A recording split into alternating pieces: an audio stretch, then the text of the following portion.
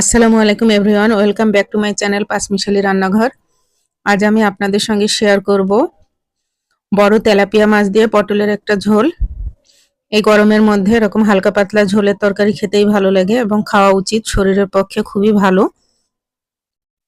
তো ওই জন্য আমি এটাকে পটল দিয়ে ঝোল করলাম, সেটাই আপনাদের সঙ্গে শেয়ার করব। তো এখানে কয়েক টুকরা মাছ নিয়েছি। মাছের মধ্যে আমি দেখুন বন্ধুরা, বেশ ভালোই বড় ছিল তেলাপিয়াটা। তারপর মাছের মধ্যে আমি হলুদ গুঁড়া, হাফ চা চামচ হলুদের গুঁড়া, হাফ চা চামচ মরিচের গুঁড়া আর একটু লবণ দিয়ে বেশ সুন্দর করে মাখিয়ে নিলাম। মাখিয়ে আমি এটা 5-7 মিনিট রেখে দিব।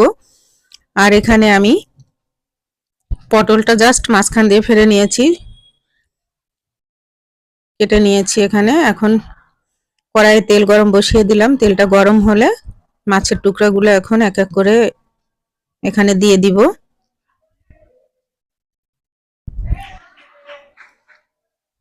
এক পাশ হয়ে গেলে আর এক পাশ উল্টে দিব।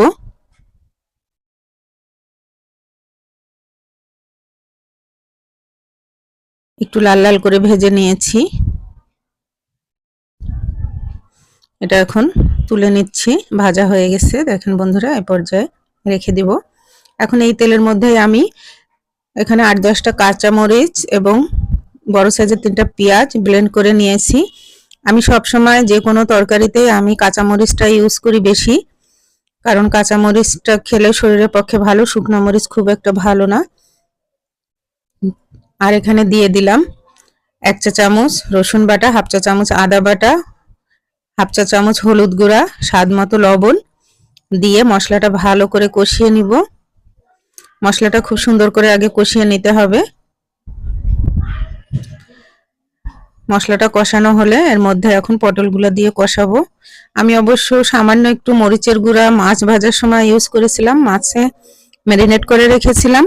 কারণ হচ্ছে মাছের মধ্যে একটু ম্যারিনেট করে রাখলে তাহলে মশলাটা ঢোকে এবং খেতে স্বাদ হয়, ভালো লাগে।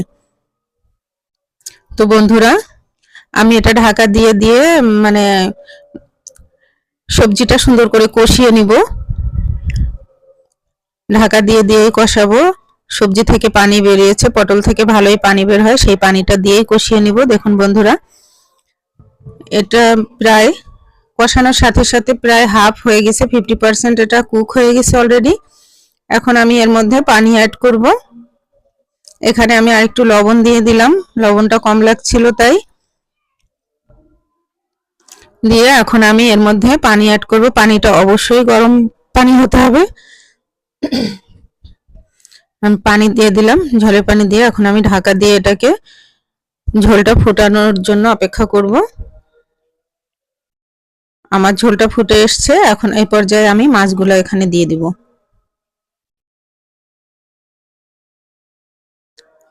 মাছটা দিয়ে ঢাকা দিয়ে রান্না করব যতক্ষণ না আমার তরকারিটা হয়ে যাচ্ছে ততক্ষণ। একবার একটু ঢাকনাটা তুলে নেড়ে দিলাম, দিয়ে একটু সব ঠিকঠাক আছে কিনা একটু ঝোলটা চেখে দেখলাম। আমার রান্না অলমোস্ট ডান, আমি নামিয়ে নিয়েছি। তো এটা খেতে ভালোই লেগেছিল, হালকা পাতলা ঝোল, মানে খুবই কড়া মশলা দেইনি আমি, ভালো লেগেছে খেতে। তো এরকম মানে পাতলা তরকারি খেতে কার কার পছন্দ অবশ্যই লাইক কমেন্ট শেয়ার করে জানাবেন।